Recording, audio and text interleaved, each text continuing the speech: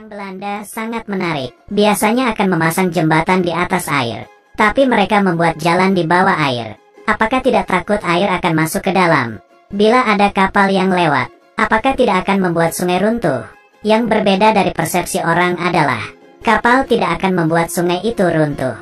Menurut prinsip Archimedes, kita tahu, sebuah benda yang mengambang, menggantikan volume air yang sudah pasti. Beratnya setara dengan berat mengambang. Bisa juga dikatakan, di saat sebuah kapal melewati jembatan, dia akan menambah berat dan juga mengeluarkan jumlah air yang sama. Air ini mengalir ke daerah yang lebih luas. Sungai akan runtuh bila jembatan air ini ditutup di area kecil, dan tekanan air dari kapal tidak bisa mengalir keluar. Hanya dengan menambah jumlah air di sungai, dan air dari kapal akan didistribusikan secara merata di lingkaran kecil ini. Di saat membangun jembatan ini, dari awal sudah memikirkan masalah seperti ini. Sekat di sebelahnya juga cukup kuat untuk menahan gelombang air.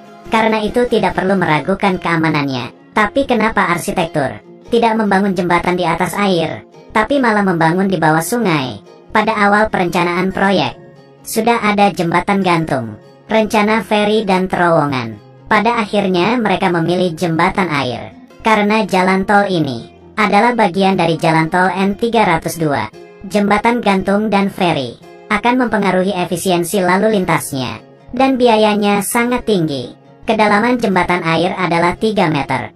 Bisa membiarkan kapal kecil, mobil kecil, orang jalanan dan sepeda untuk melaluinya. Berbeda dengan jembatan gantung dan struktur jalan lainnya, desain jembatan air memungkinkan untuk mempertahankan arus lalu lintas yang konstan di jalan dan saluran air. Jembatan air selesai dibangun pada tahun 2002. Meskipun tidak ada catatan, tapi dia sudah pasti adalah salah satu parit terpendek di dunia. Juga yang paling menarik, kreativitas manusia terlalu hebat.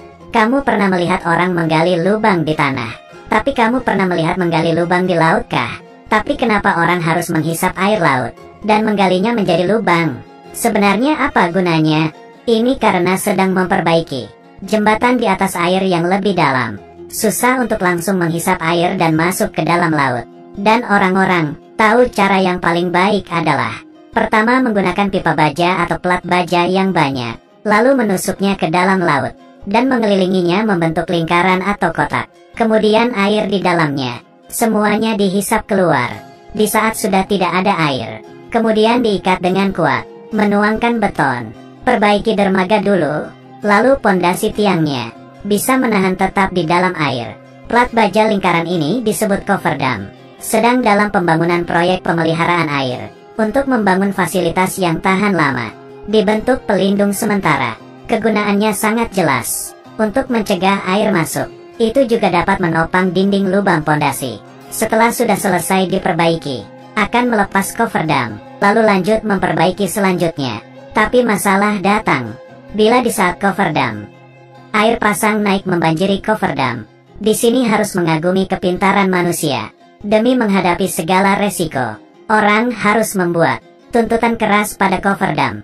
Pertama, strukturnya harus stabil, kedap, tahan benturan dan keras. Sebenarnya strukturnya sangat mudah dan mempermudah untuk dibuka dan perbaiki. Kemudian dalam pemasangan akan membuat aliran air lancar, tidak ada gerusan. Kemudian ketinggiannya harus lebih tinggi selama konstruksi. Kemungkinan akan muncul ketinggian air yang paling tinggi. Selain itu, yang paling dipeduli oleh orang adalah uang. Harga terlalu mahal juga tidak bisa. Jadi sesuaikan dengan kondisi setempat, sesuai dengan biaya dan resiko, keandalan dan faktor lainnya. Menemukan cofferdam tanah batuan, cofferdam rumput tanah, cofferdam tumpukan kayu, cofferdam sangkar kayu, cofferdam plat baja. Mengunci pipa cofferdam, cofferdam beton. Yang kita lihat, cofferdam plat baja. Plat baja adalah jenis baja dengan kunci. Penampangnya lurus, dengan tipe alur dan tipe Z-del. Jenis ukurannya ada banyak macam. Keunggulannya juga sangat jelas. Kekuatannya tinggi, dengan mudah tertusuk ke bagian tanah.